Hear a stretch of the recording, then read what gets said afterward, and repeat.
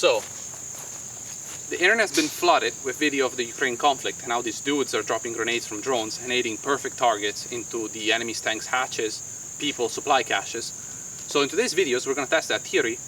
How easy is it to actually do that? So for that, I have my friend here, and he's going to explain the setup we got going on.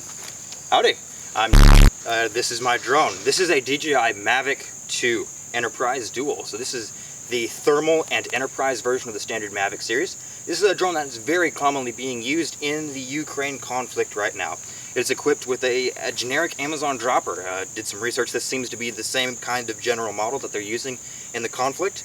And we've got a grenade that seems to be roughly about the size of some of these homemade homemade grenades that they are using in the conflict. The drone will be capable of remotely dropping the grenade, and so we're going to try dropping it on this tarp, and we'll see how accurate we can get from different altitudes. Yeah, so we got a couple of tests going on. Guys, this video took a lot of planning. Definitely the most high production video we've done so far. Help us reach the goal of 10,000 subscribers by the end of the year. Subscribe, let's get this started. All right, here we go.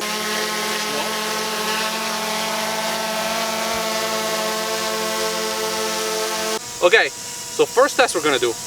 I have a tarp and I marked a circle on it about the same size of a tank hatch, more or less, a little bit more generous. So the first thing we're gonna do is gonna just drop grenades from altitude, see how hard it is to actually hit that circle. I wanna get the horse shitting in the video.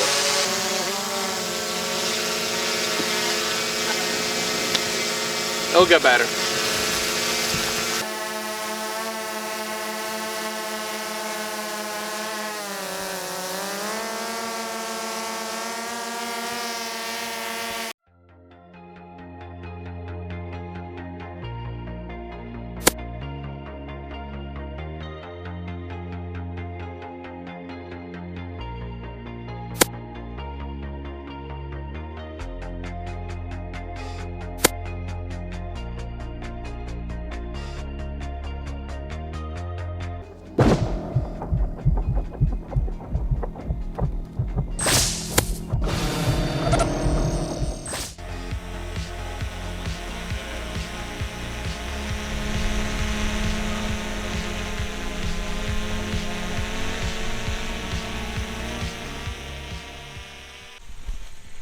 All right, so here's 100 feet. Yeah. And let's see. I think that right there looks good. Okay. Let's try that. Right there. Dropping!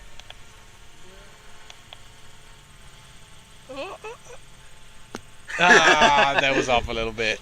Double drop, 100 feet. Dropping! Black one first. Here's one. Oh! Okay, so I'm gonna move to the right. We'll do some in-flight corrections right again, second drop. Let's kill it this time. Kill it. Dropping! Here it comes. Yo! Yeah!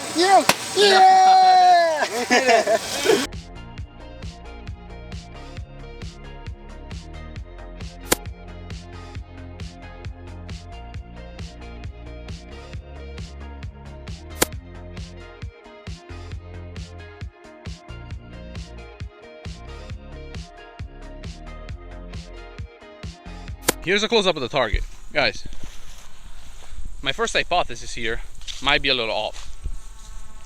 We got some confidence the first two drops, but getting repeatability, not as easy as it looks.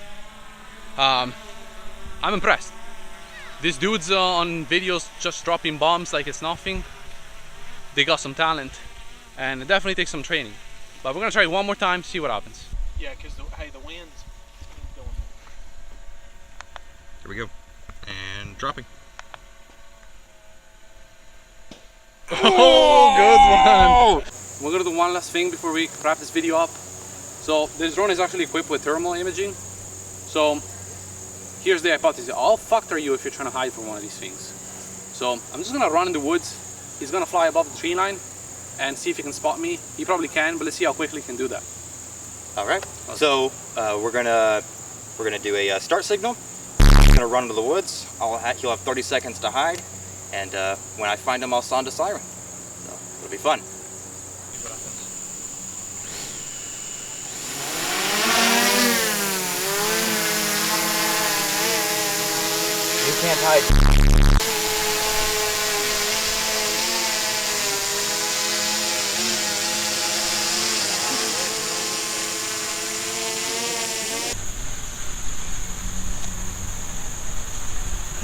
Alright, so we are up in the air.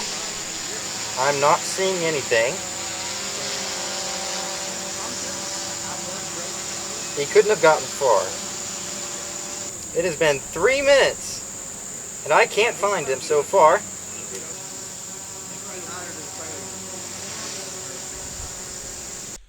You're so dead.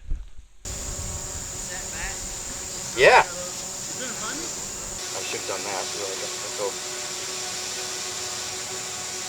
Like my load time's like 75 is not. Ah, I see. That's Right, so it's like 80 load time is like. Right now, I guess we show up a little better. So if I did that again. it's still somewhat hard though. Yeah, definitely, for sure. Like if I step out here, like I'm not wearing a full jacket like you, right? So I stick out like the sun, but look at you. I mean, you're just barely a purple dot. This is really interesting. Huh. I'm an idiot. What? I'm a major idiot. What did you do? I didn't turn it on. Watch. Fuck. I am an idiot. We gotta do it all over again? We gotta do that again. Okay. Alright, let's go back to the woods. Alright, test number 2. We had some technical difficulties. We had to change some settings on the drone. So I'm gonna go back in my hiding spot. See how long it'll take for him to find me this time. I reckon probably seconds. Let's try to use this tree as coverage. It's probably not gonna do anything. Yo, honestly speaking, I feel like this Russian cam will be pretty damn effective around here. Aha! I got you. Found ya! Okay, not bad, not bad.